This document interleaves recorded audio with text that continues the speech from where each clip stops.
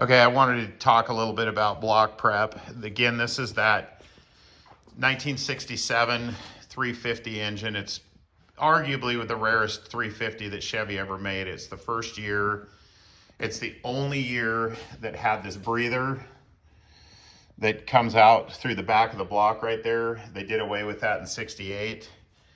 And it was the first year of any large journal small block Chevy. So the only car you could get this in was a Camaro with the SS designation.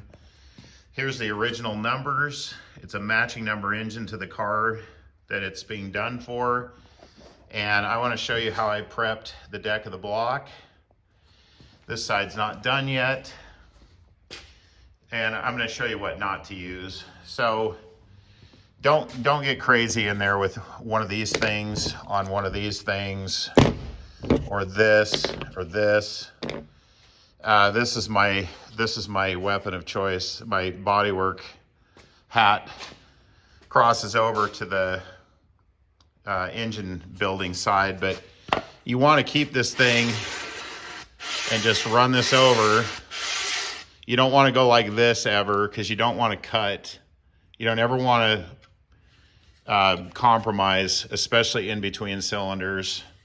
So I always make sure that I'm standing like this, or turn this way, or whatever.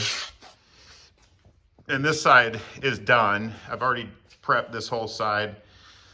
And that way it keeps your surfaces nice and square. If you use this stupid stuff here, it's just gonna roll the corners and the edges of everything over.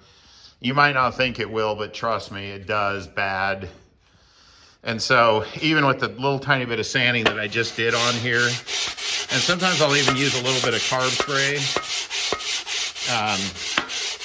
but we'll just do a little bit so you can kind of see what it starts to look like. And you can see these factory, see what's starting to come up. It's just like doing body work on a car. And you can see all these lines. Well, that's obviously not from this. That's just, for whatever reason, how the thing machined at the factory, because it's all pretty uniform all the way through. Or maybe it's the way the head bolts pulled on the block. I don't know. But I do know that if it was over at my machinist the other day, and he had one of these sitting there too, and I cracked up. But if you sand this is 120 grit paper. It's just dry paper. And clean off this deck, you're gonna get a nice square surface. In other words, you're not gonna roll your edges and ruin your head gasket seal. And you don't wanna get crazy on the heads either. These I actually had him rebuild, so they're resurfaced. But if I was gonna clean up a set of heads, I would just do the same thing. I'd use this. We ended up not using the original rods, and there's a couple reasons for that, but the biggest reason, even though these are super rare, it's a dimple rod, you can see right there. They basically, since this was the first year of a large journal engine, previous 67 and earlier were 2-inch rod journals, and the 350 went to a 2/100 rod journal, so 2-inch 100 thousandths. And they really just took a 327 rod and just bored this out to 2/100, and they used the same early rod bolt. So this isn't even a 3/8 rod bolt, it's an 11/32 rod bolt. So they're kind of weak, honestly. It made the rod really thin, because again, they just bored it out, and then they didn't even bother until 68 to go to a 3/8 rod bolt. So we're upgrading. These are 4340 I-beam rods with ARP bolts, and the pistons are forged now. So not high dollar stuff. It's pretty affordable still, but just a nice upgrade for this thing. So we have some peace of mind. We don't have to worry about the bottom end. It's got a really nice forged crank from the factory, which we're gonna reuse, but now it'll have some seriously upgraded pistons and rods. And this thing is still standard bore, so really original, rare and here's the little vent piece. So it had this right here. We called this thing the bean can or the soup can. But this thing was the crankcase vent. Goes in this hole right here. Somebody homemade this piece. I don't know what happened to the original piece, but it was like that when I got it. But they had to do that so that there's a nut in here. And then this vent screws on, and there's a hose that goes from here and vents into the air cleaner. So because they didn't vent the valve covers in '67. One of the things that I noticed on this block, and it's pretty obvious, see this chipping along the edge of the cylinder? It's on all of them. It's worse on some than others. I'm going to show you real quick what I do. And again, this is a virgin, meaning it's never been rebuilt, 1967 block. So it's still standard bore. And we got the deck surfaces now prepped pretty nice on this thing, but it makes it a lot easier to put together. And there's still a little bit of a chamfer or bevel, but you see how it's chipped a little bit? Anyway, I'm gonna fix that real quick.